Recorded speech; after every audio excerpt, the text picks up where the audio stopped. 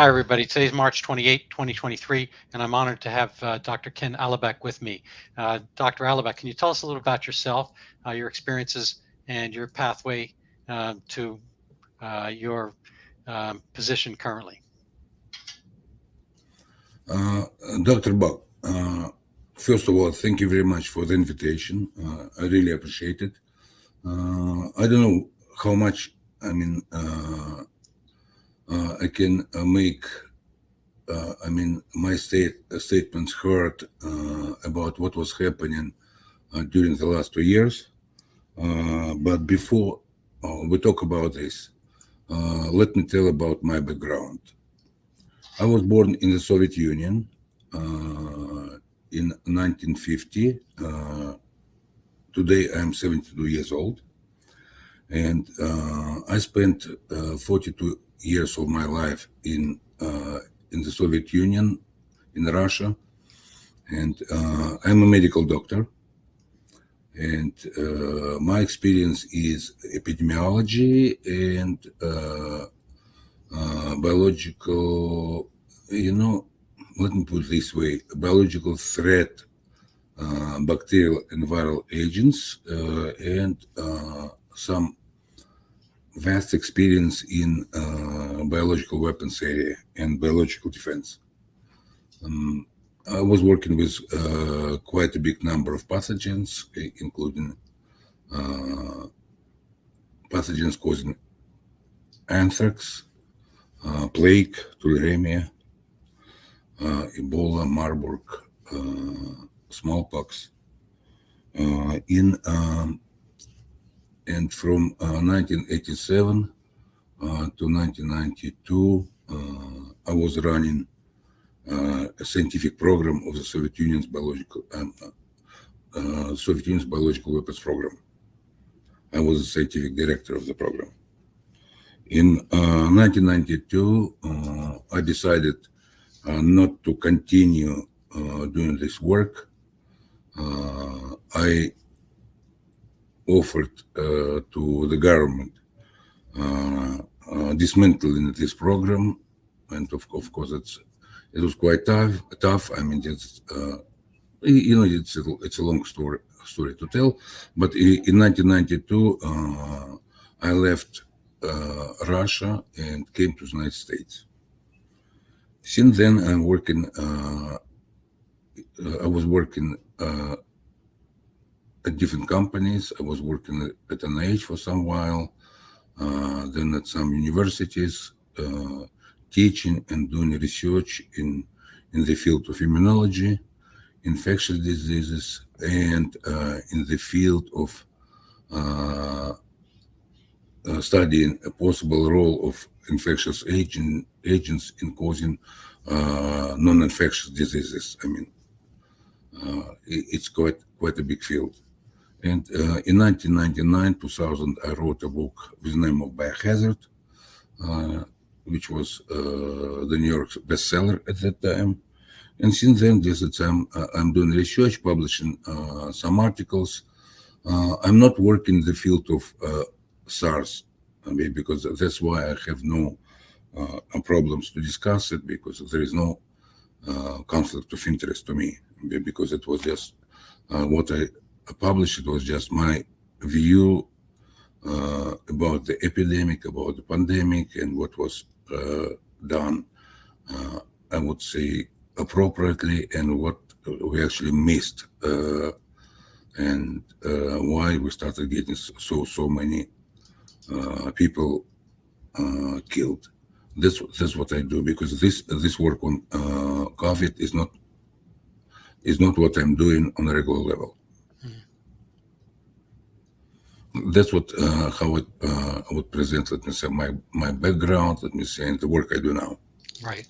So I've looked at some of your pieces, and maybe I can present them just briefly. I'm just going to give people maybe a slight overview. This is from January 2020. Pandemic expert thinks coronavirus echoes SARS in many ways.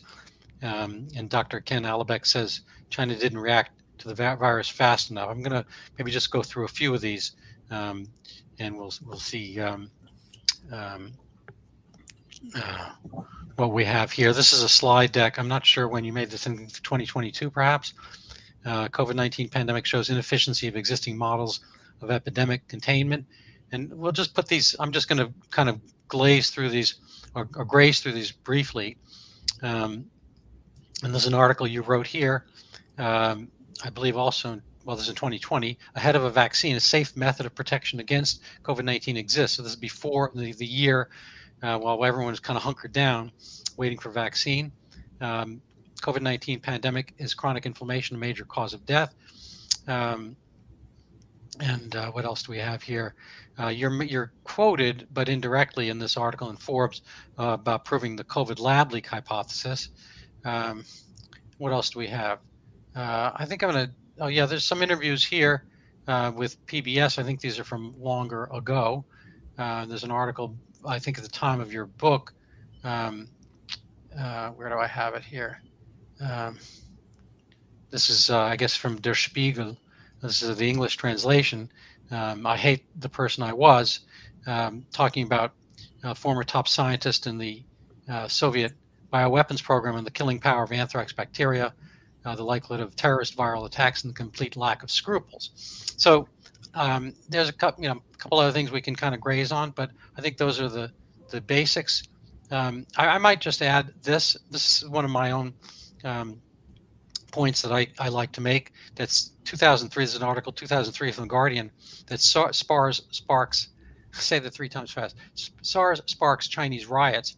And I think some of the government reaction in 2019 in People's Republic of China, CCP China, was their reaction to this previous exposure or experience with people rioting.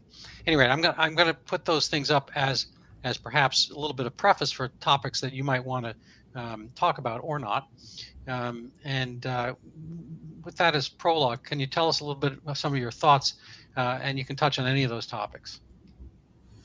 Dr. Bach, I cannot say that I started thinking about cars just in 2020, but many things you mentioned were published in 2020 when it was still when we didn't have a vaccine yet.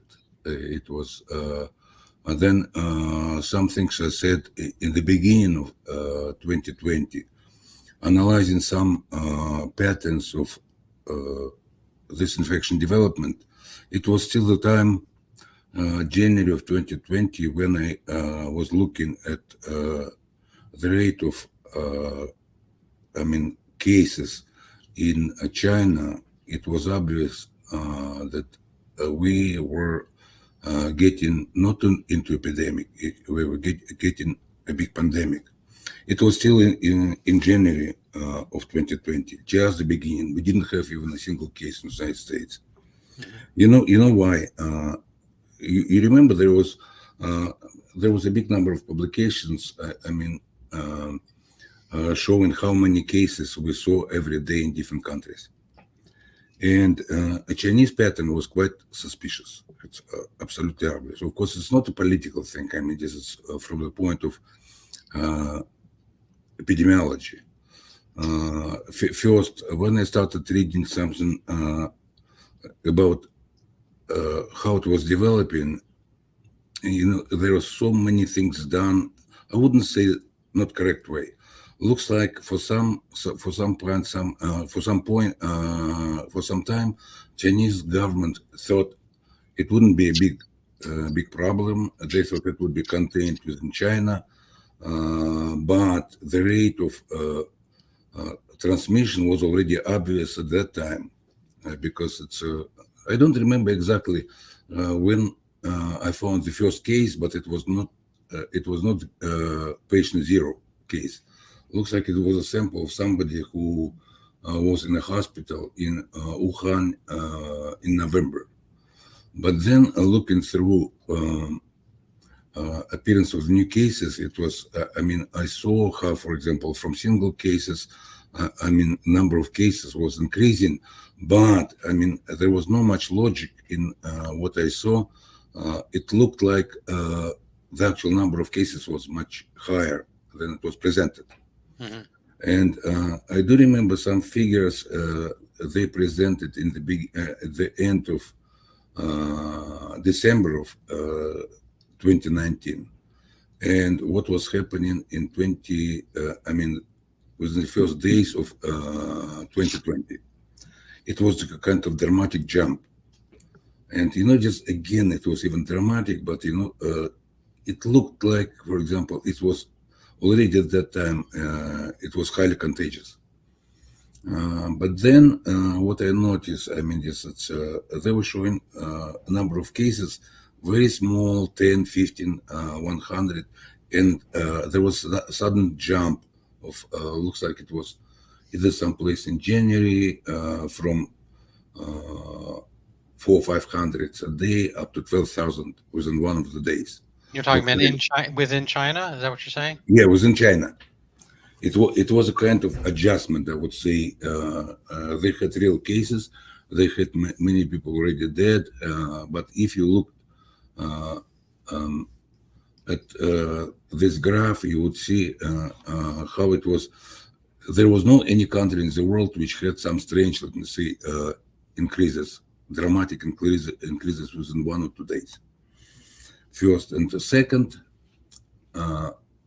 when they first, it seems to me it was in January, it's January 9 or January 10, of course, it's hard to remember at this point. They said that the virus is contagious. And they said most likely it will be spreading. But it was already obvious it will be spreading. But if you have something said in the beginning of January, you should establish all quarantine, some observation, some isolation things, let me say, right away. But if you give, let me say, some time range for several days, it means, for example, you are losing a capacity to contain the epidemic. And if they declared it was contagious and they established isolation principle and quarantine principles sometime in the 20s, either on 24 or 25, it means within these 2 weeks, for example, many people who are suspected to be infected would definitely leave this place. That's what actually happened. Okay. How many of them, we don't know. But if you look how it was changing in terms of new cases. Right. So I apologize. I'm going to interrupt briefly. There's a couple of questions I think that people really want to know now, and I'm wondering whether you can provide any insight for us. Do you think, question one is, I'm going to put them all together. Question one is, do you think China overreacted to a virus that's maybe a bad flu? Absolutely. I actually respect influenza. People have flu shots now, so they don't get as much bad influenza as they did, hundreds of years ago. But I think absent a vaccine, coronavirus, if you had, say, H1N1 or coronavirus, and either one had a vaccinated population, I personally would rather take the coronavirus, ancestral SARS-CoV-2 in 2019. I'd rather have that than be unvaccinated H1N1 in 1918 for the Spanish flu, personally. So do you think that China overreacted to SARS because it was SARS, because of 2003 experiences, riots and all that kind of stuff? Or do you think they underreacted for something that was actually genuinely lethal? And I'm going to kind of put in a little teaser here. My own feeling is the Diamond Princess experiment, was an experiment, as a cruise ship in off Japan in early 2020, January.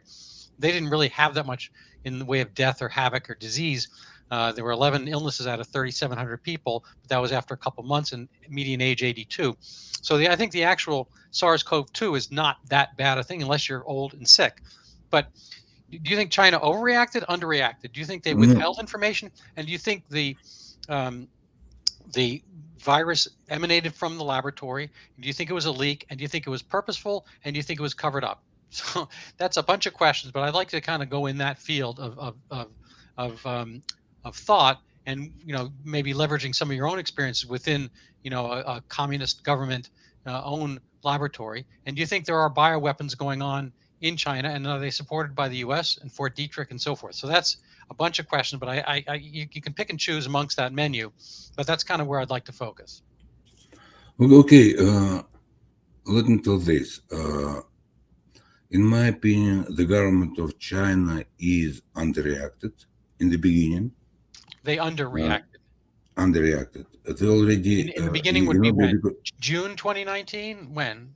I'm talking about 2019 and in the beginning of 2020. Okay, so you may be talking about the fall. Yeah, it's but in in the beginning of 2020, in January, it's already became known that the virus is highly contagious. Okay. Just some people at that point, for example, we didn't know what level of mortality we're going to have with the virus. But the level of transmission, or we call it the index of contagiousness, was much higher than of any virus we've known before. For example, if for influenza, for smallpox, we have about one. I mean, this is one person average in average would infect just one more person. With SARS. That doesn't always equate with danger. I mean, the common cold is very transmissible. And Ebola is less transmissible, but I would rather have a common cold than Ebola. No. If you pay attention, let me see. Common cold, yes, and transmissible, but there is a scientific term. I mean, the rate of transmission. Yeah, no, there is another name for this. It's called coefficient of contagiousness. Right. Isn't that the R? Highest was considered for common flu and for influenza. It's about one person, maybe 1.5. In case of SARS-CoV-2, we have this rate is about 1 to 5. As one person would be able to infect 5 more people. That's why it was, even then it was suspected, in my opinion, that it will become a pandemic. Some people could claim it was not so lethal, but just when you have so many cases and with kind of low, I mean. Right. Well, I think they misdefined case.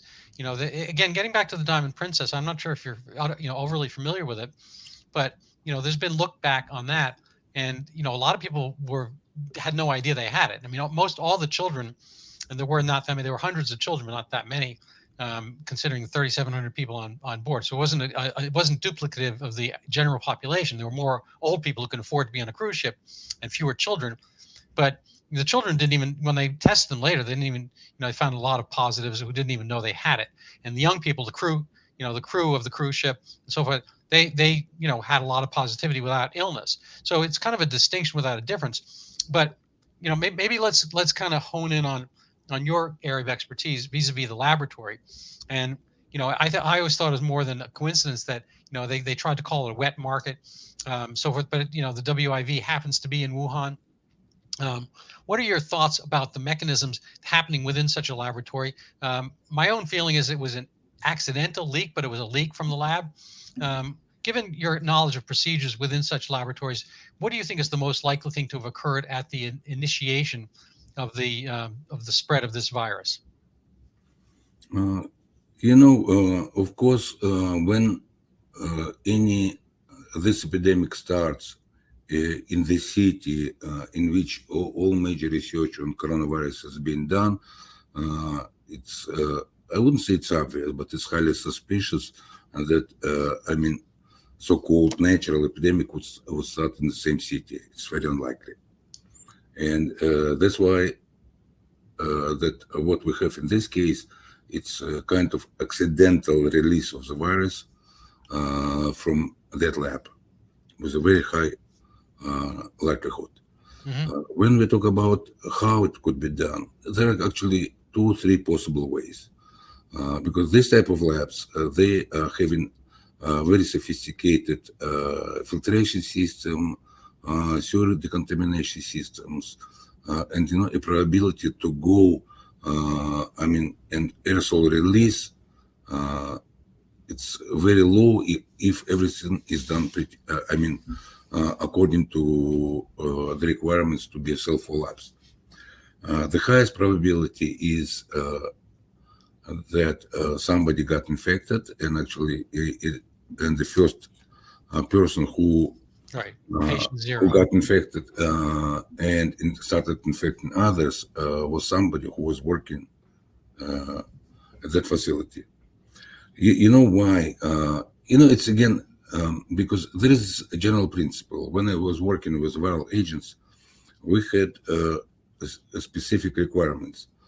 If somebody is working with some contagious viruses, the person who is working wouldn't be able to go outside, and leave the facility for 1-2 weeks after finishing the actual lab work. We had some specific places for so-called temporary residents in order to see whether somebody who was working gets infected. And if we saw there was nobody producing any symptoms, of course, this group of people, this shift would be released. As far as I know, there was nothing like this in China. That's why a probability, because it's a general principle. If you work with contagious agents, you shouldn't leave the facility. Right. You should stay inside. So I'm going to ask you a kind of a crazy question. I followed this guy. His name is Matthew Tye, Tye, and he goes under the, I think it's LAOWHY 86 or something like that on Twitter.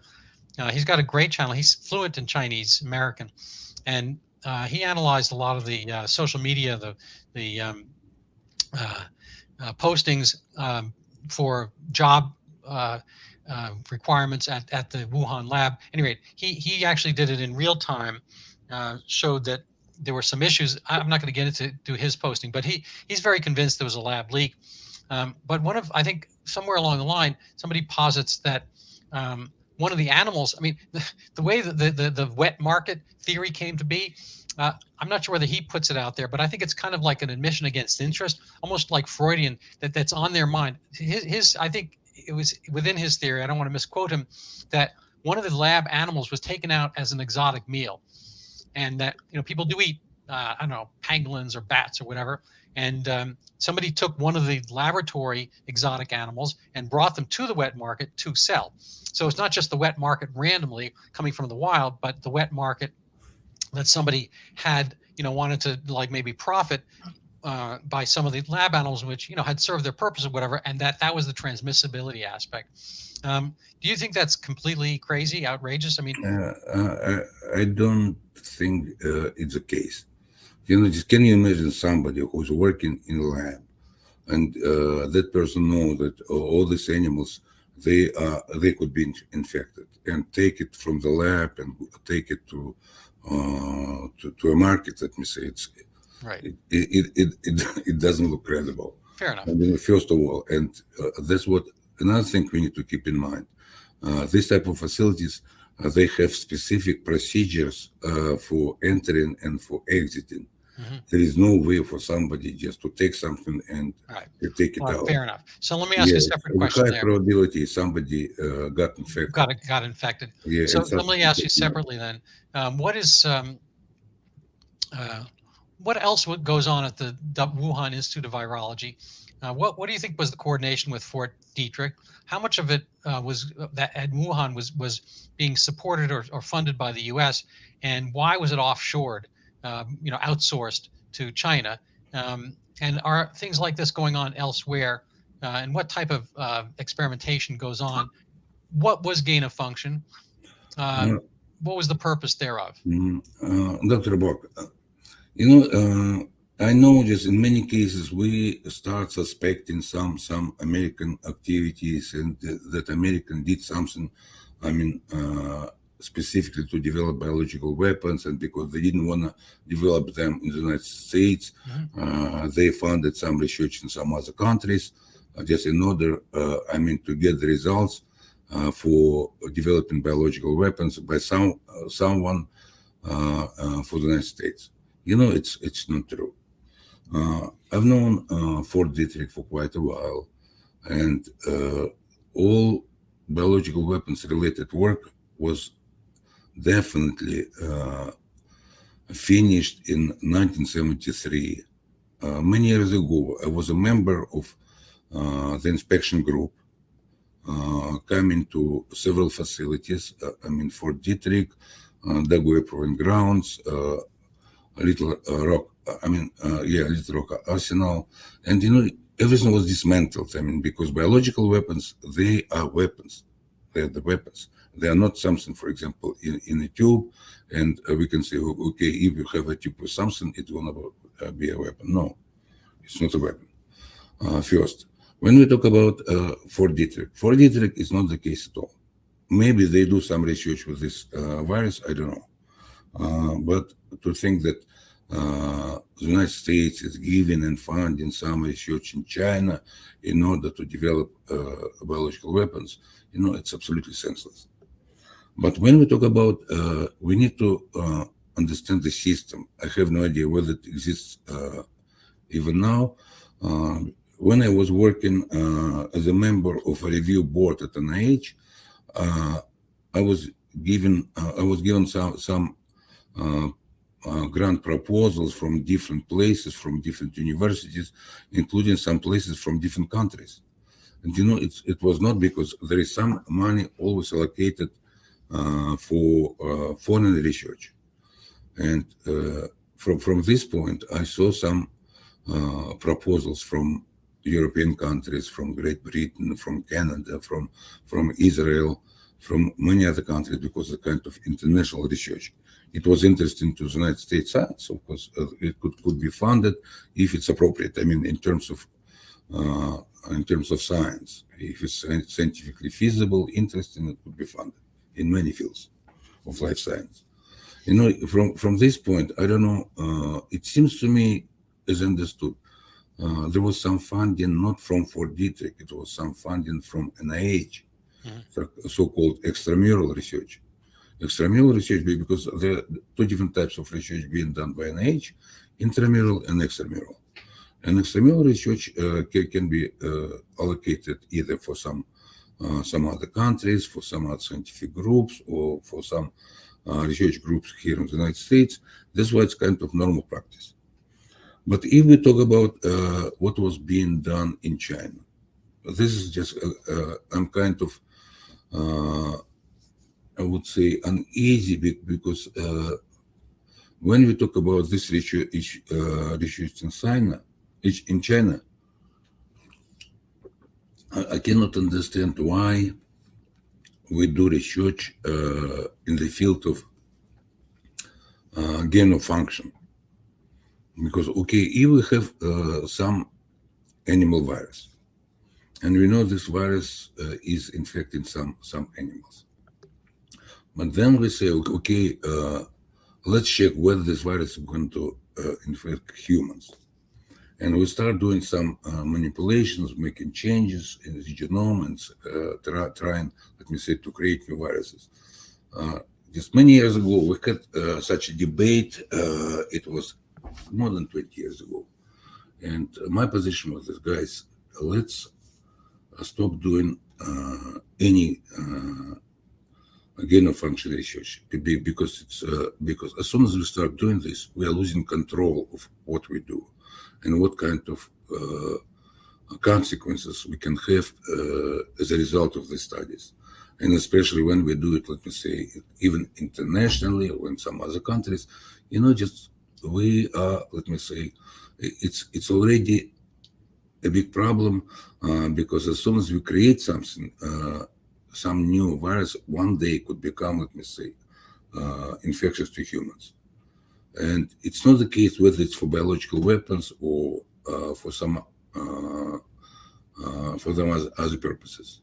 Just we shouldn't do any research to increase the danger of viruses. There are so many viruses which can infect and kill people.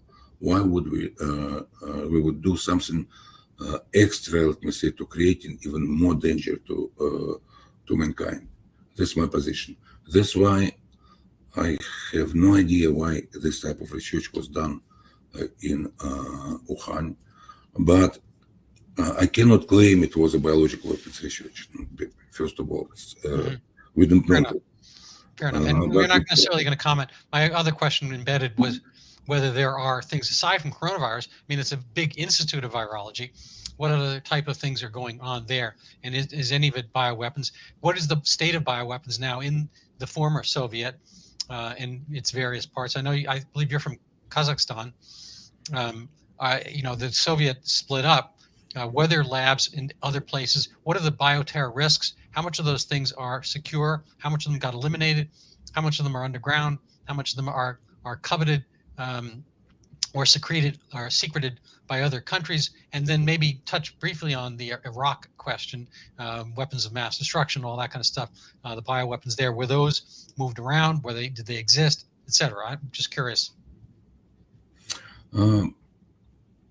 Russia is a different place. Even just in the book I wrote, the book Biohazard, I wrote about what we've done in order to terminate some biological weapons research and development in late 80s, early 90s. But in the Soviet Union, there were two different, big systems involved in biological weapons. One was run by us, and we terminated all these things completely. And many facilities located in Kazakhstan, in Russia, the ones which reported to us, we dismantled all equipment, labs, let me say, and some large-scale production equipment. And this part actually is not in existence any longer. But there was another part. It was a part which was working for the Ministry of Defense of Russia. That place had three major facilities. One was in Sergiev Posad, close to Moscow. Another facility located in the city of Kiev. Maybe it looks like it has some other name, Vyatka, but the place is quite well known. And another one in the city of Ekaterinburg. It was a facility where in 1979 a big accident took place, killing many people. And when we dismantled our activity, and because I was running my part, I called the general who was running the Ministry of Defense part, and I said, okay, we have some permission from President Gorbachev to dismantle our activities. And he told me, okay, it's up to you to dismantle your system, but my system has a different code name, it's a different program, and we're not going to dismantle it. That's why, and during the time when there was a kind of agreement of reciprocal inspections, the Minister of Defense of Russia never gave a permission to visit their facilities. And nobody paid attention sometime in the beginning of 2004, 2005. Putin made a statement saying, okay, we are going to work on genetic manipulations with biological agents. And I don't remember the statement exactly how it sounded, but he actually was threatening that they will continue working with biological agents.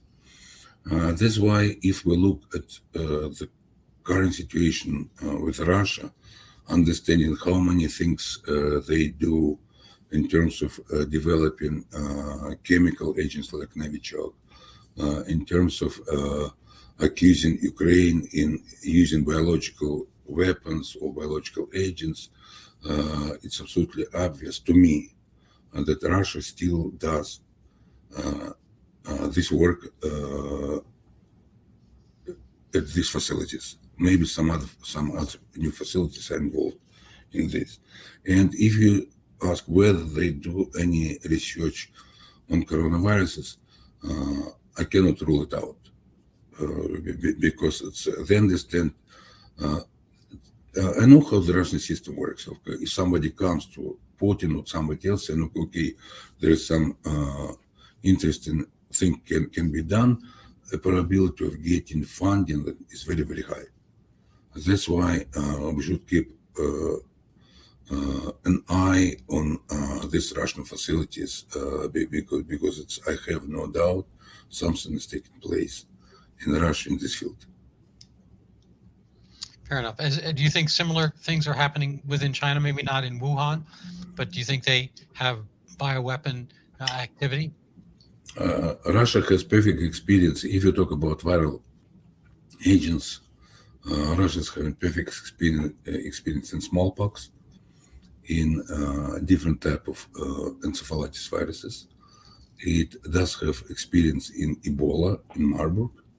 And of course, when they saw this big pandemic and they know about very high transmission rate, it's to me, I'm really doubtful that they wouldn't do something with this virus.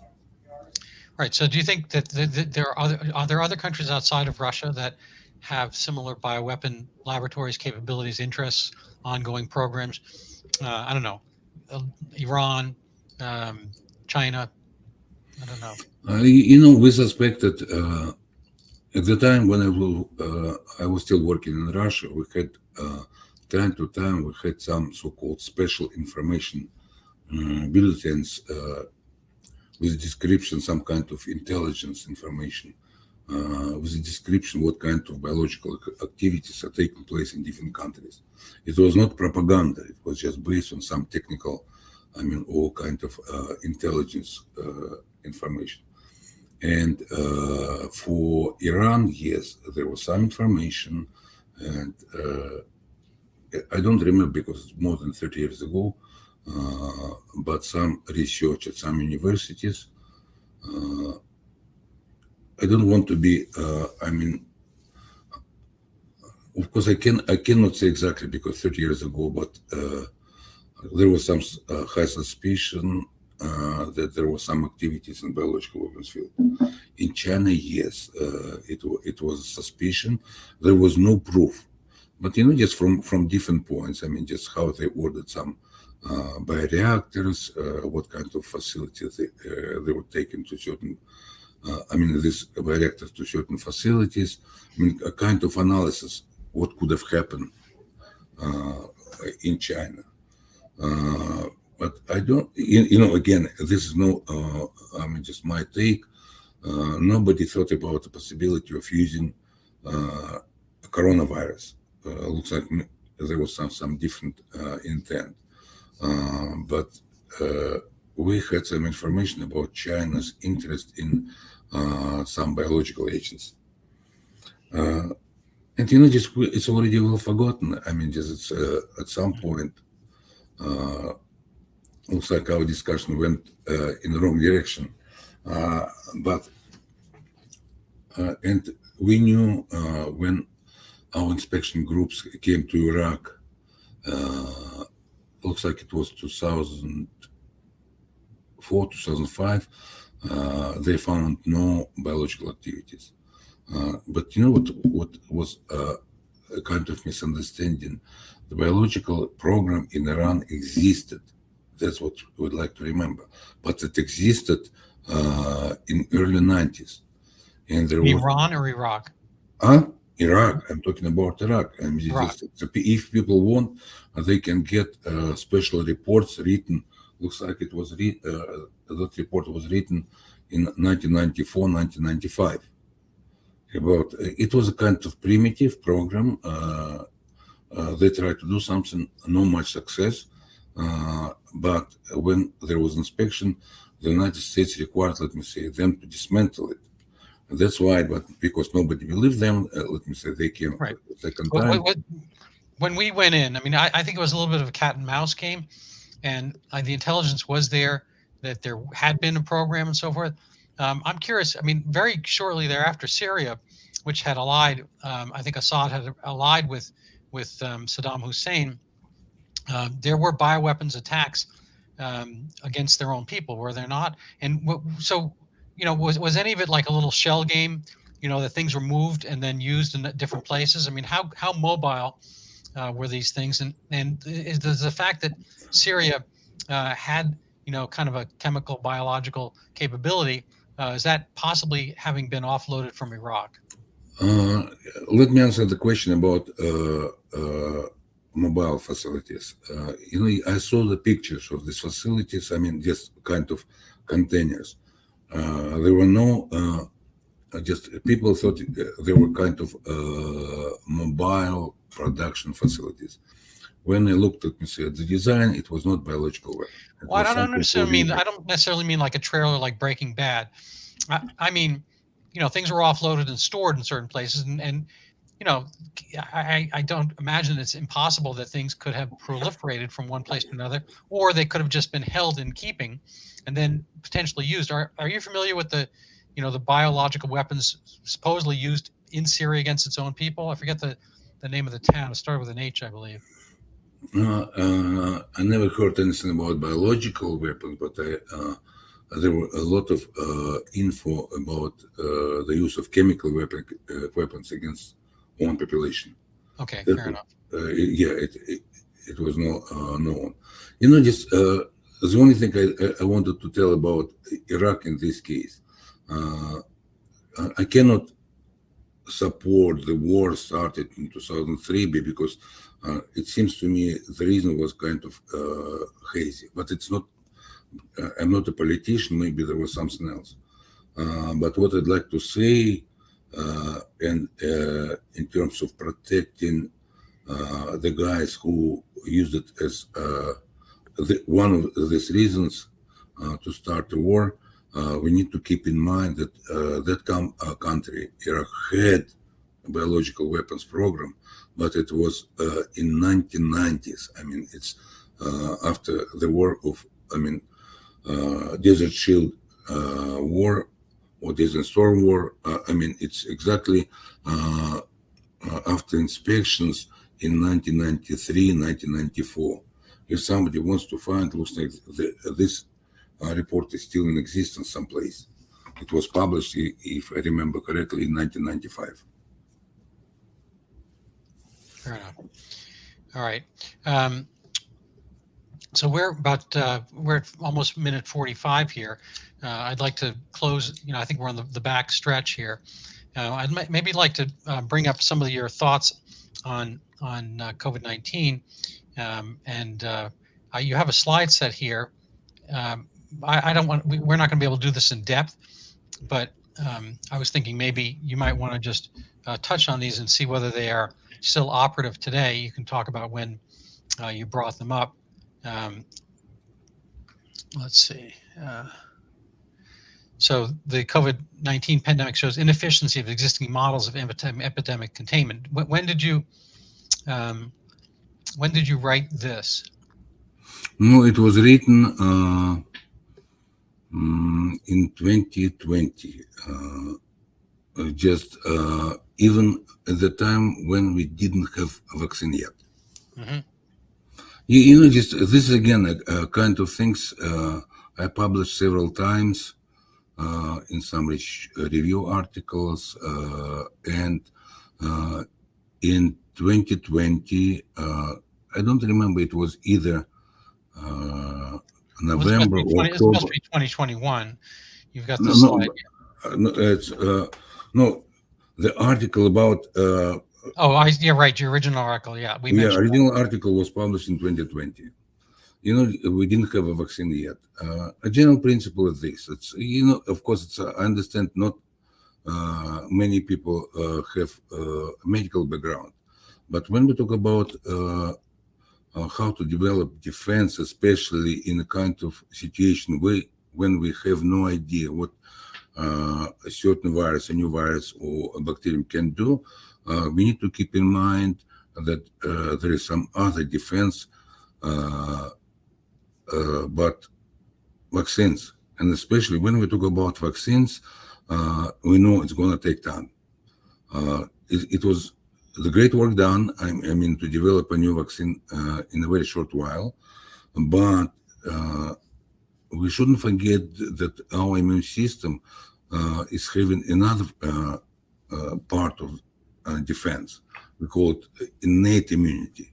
Innate immunity is the immunity which actually is protecting us from many viruses and reducing the probability of infection, or let me say just to slow down the infection development and decreasing severity of infection. And based on this principle, there is one type of defense we would call it broad spectrum, let me say, and pre-infection, because in this case, and this actually is described in the article published in 2020. It's not my work. I mean, because this type of work, I mean, how to develop defense against viral agents, was published many times.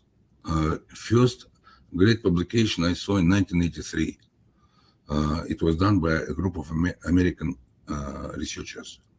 Definitely with a very high probability. They are no longer alive, but it was great work to show how intranasal interferon inducers or interferons can protect against infection, any infection. Doesn't matter either it's SARS or flu and so on and so forth. Then a good publication was, looks like in 1986 by a group of Australian scientists. They showed that this type of protection can dramatically reduce the number of people infected and reduce if somebody is infected and shows symptoms, the disease is not severe. And that's why we said in that article, before the vaccine, we said, okay, a great protection against COVID-19 exists ahead of a vaccine. And that's what this article caused great interest, but for some reason people don't pay attention to this. It's not the first article because it's not just by me. What was the protection? What was the protection you recommended? It's intranasal application of interferons, recombinant interferons, or interferon inducers. You know, it's because there's so many things scientifically can be discussed. I mean, just simple protection, because what's the virus? Virus we inhale, correct? Usually we inhale the virus. Even just a simple application of, we have so-called a mechanical defense in the nose, some type of ointments, and there was research done in a couple of countries showing just simple application of some ointment already reduces dramatically the probability of infection, because the virus is getting attached to the oil, for this oil, and a person is not infected. I mean, because the virus, in order to put this, you're talking about augmenting kind of the entry pathway, and working on. But but at the same time, it's not a kind of an idea. This type of research has been done in some countries, and in terms of modulation of innate immunity, this type of research has been done many times. Even some British scientists, and looks like Chinese scientists, they published articles in 2022 or 2021 showing that this type of application, intranasal application, is having 100% protection for the people working in the first line. I mean, for physicians and nurses who are dealing with severely infected people, and they don't get infected. All right, so I'm going to end shortly. I always like to put up my own self-promotion here. You can help support my podcast, my videocast, by buying my book. I'd love to get your thoughts on it, Ken. Okay. I'd love, frankly, for you to read it and review it, because I think you're a great mind. and you have a high level of knowledge. This is not really precisely, I don't think Zika was unleashed on the population. I think it was, I mean, you'll have to read the book, but I think the hint here is in the actual subtitle, Zika, the pandemic that never was. So um, I actually want to turn down the volume and turn down the fear. I understand mosquitoes are dangerous, and this is the Aedes aegypti mosquito. And there's some people think it's me, but it's actually not. It's a mosquito. Um, Mhm. but it does bring dengue, and it does bring Zika. But Zika is a harmless virus, and neither dengue nor Zika, which are pretty much the same bug. I use my little prop here. There are four strains of dengue, and then there's Zika, which is pretty much just the fifth strain, but it's a little one. It's not as big as the other four strains. And dengue never caused microcephaly, and Zika was initially thought to in 2015. It never has caused it since people have started to actually get tests for Zika, which didn't exist in 2015 on a clinical basis. So there was no testing for Zika at the time they announced the Zika microcephaly, and there was no real great Mhm. measurements for what is and what is not worrisome microcephaly. Microcephaly just means smaller heads at birth. So so my book is on kind of erasing from the medical literature this term Zika microcephaly, because it's not a real foundational item. It was a conjecture, and it hasn't turned out to be true. The hypothesis failed over and over Mhm. again. Even in northeast Brazil, there's been no increase in microcephaly, even though they keep finding Zika. And in India and Malaysia and all these other places, they found Zika when they start looking for it, which again, it was probably just one of the dengues all along. And they have not found any increase in microcephaly. So that was kind of a false alarm. So I try to bring a rationality to this. And you have some fears that people can start thinking of, but I want to kind of undo a fear. And so that's the purpose of my book. And so I Mhm. recommend people look into it. And again, I'd love to get your thoughts on it. I'm happy to forward you a copy if you have any interest in reviewing it. Um, Definitely, please send it to me, and I would be happy to read it and write a review. Wonderful. So, as I'm going to give you last word here. Any thoughts about this, last pandemic that, in my view, I think it was, if it was severe in 2020, it was not that severe in the following years.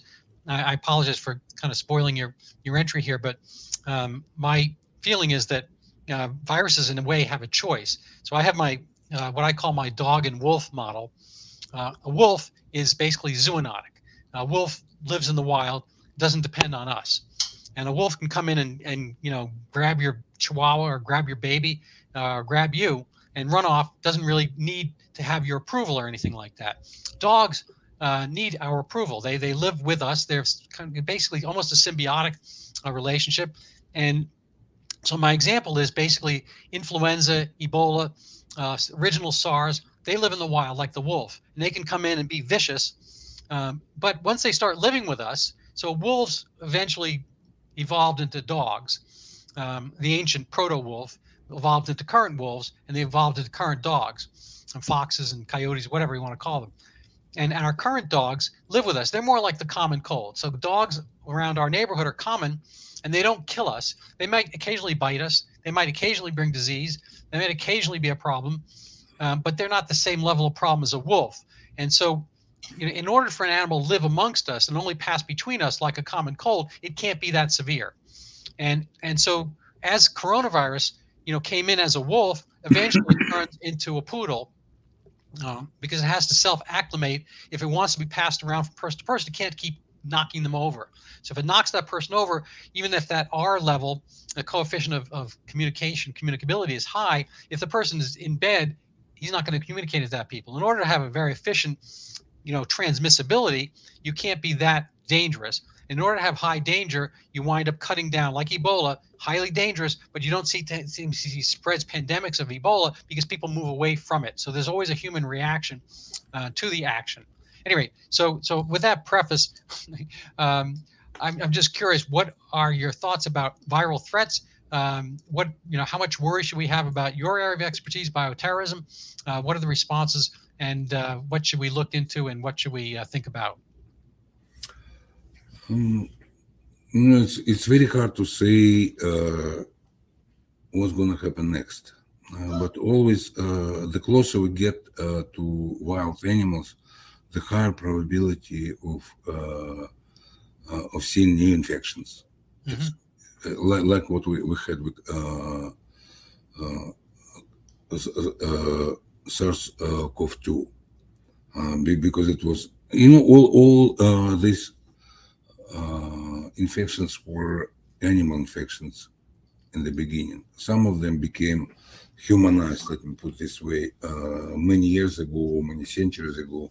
Some of them are still kind of zoonotic, but time to time can start infecting Hmm. humans and could become, let me say, human infections. From this point, of course, it's interesting. In 2004, when we had a meeting in Singapore about what would be the future of this SARS infection, and we came to a conclusion that there was a probability that it will be coming back over and over again. Of course, we didn't expect it would come in such a huge form, but to us it was more or less obvious. It's not the end of story.